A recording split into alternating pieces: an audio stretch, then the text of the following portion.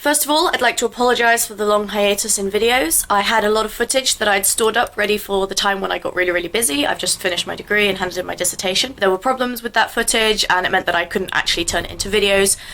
So I'm just re-recording some of that footage today, so you'll see this look a lot, and those videos should be coming out in the next couple of weeks, and then I should be back on schedule for the videos that I wanted to be making. Hello and welcome to LGBTQ Alphabeti Soup. It's not indiscriminate fucking, it's indiscriminate loving. So I'm not exactly sure which part I got up to in my Managing Polyamory series, but I do know what the topic is. Rules. So rules are really important in polyamory because it's basically what separates polyamory from cheating. Often what people find the most difficult about polyamory is that the fact that they have to come up with their own rules. If you think about a monogamous relationship, there's 1,000 TV shows and books, all these sorts of things which are telling you every day, basically your whole life, what the rules are for monogamy. And those are that you're only with one person, that you're only, kissing, having sex with, buying a house with, whatever, one person, and that one person is your romantic partner. But when it comes to polyamory, because we've basically completely discarded the idea that there is only one person going to be in your life in that way and doing those sorts of things with you, then the rules aren't as clear-cut anymore. They're not as easy, they're not as unthinking. The rules when it comes to monogamy are much easier to access. So thinking about your rules and understanding the rules of your partner is super important. I'm going to outline this with a little anecdote from when I first started doing polyamory. Basically, I had just started going out with my second partner, so it was sort of the first time I was actively in 2 relationships at a time, so I was kind of giddy with excitement, and it was all very exciting and new. One of my partners had gone to America for the summer because that's where their family was, and my other partner was in the same city as me still, but busy with work.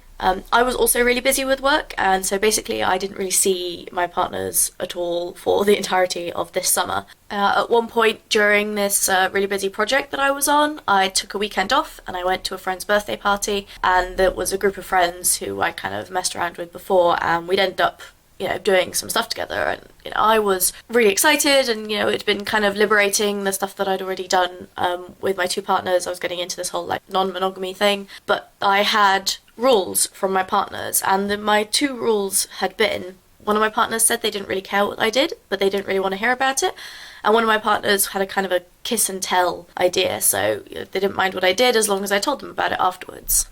So I did this thing when I went to the birthday party for the weekend, and then when I came back home, I basically went straight back into the work, straight back into my project, was super busy, didn't really talk to my partner at all in that time. So it wasn't until about a week later that I actually managed to talk to them about what had happened, and they felt really betrayed and like I had been lying to them because I hadn't told them that this had happened. It was a new thing, it wasn't something that we talked about before, and essentially by not telling them about it for a week, although it didn't feel like very long to me, it was a long time in our relationship to not tell each other something important like this. So basically I had broken the rule, and this partner and I, we have a really strong relationship. It had lasted, this was the relationship that I'd had before I got into polyamory. It was before I realised I wasn't straight, before all sorts of things changed in my life, and it was a really strong relationship, but it really struggled with this moment of me breaking the rules because I had basically cheated on them.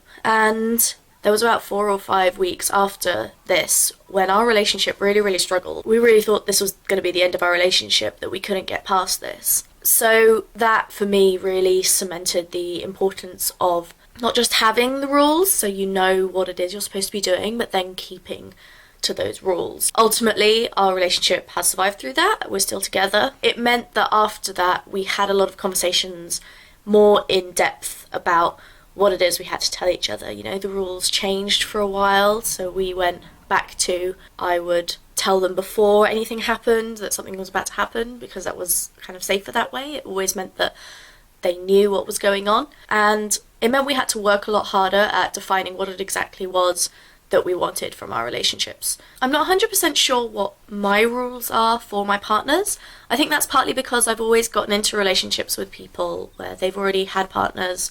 I've already been aware of who was in their life and how they were in their life, and what was going on. And I was happy to go into those relationships and say, you know, what you've got going on at the moment is fine. You know, my relationship with you is an addition to what's going on in your life at the moment, not something that's instead of. And having that attitude with the relationships that I've gone into has meant that basically I haven't really had to think about what the rules are for the people I meet, the people I'm in relationships with who meet new people. I've always been open to my partners finding other partners. So now this is going to be a bit of a do as I say, not as I do, but I do think it is really important that you know what your rules would be for your partners. You know, so far the boundaries of what I think are okay haven't been tested, so I haven't had cause to think really hard about what my boundaries actually are.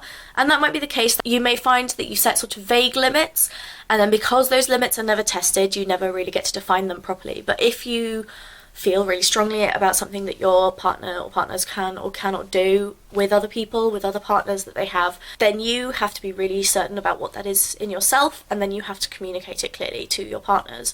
You may find that the rules are different for different partners, and that's fine because the relationships you have with different partners is going to be different, you know, particularly in the idea of a polyamorous relationship, of a sort of I don't want to say hierarchical, but where you have primary relationships and secondary relationships. And you may find that a primary partner or primary partners you have different relationships with because of the nature of the relationships that you share, where your secondary partners, you're kind of more free, you don't care as much about what it is that they do.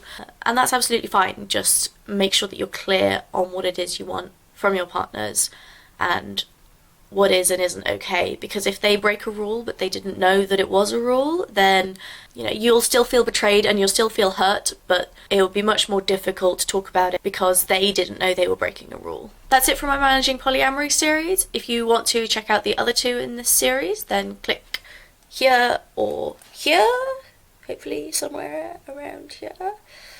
Please check out the other videos on my channel. If you think what I'm saying makes any kind of sense, please hit like. And if you want to see more of these kinds of videos, hit subscribe. I'm a bird who sings in the springtime. She's a girl who smiles like the sunrise. Though I love the days when she's all mine, I don't try to bottle her sunshine.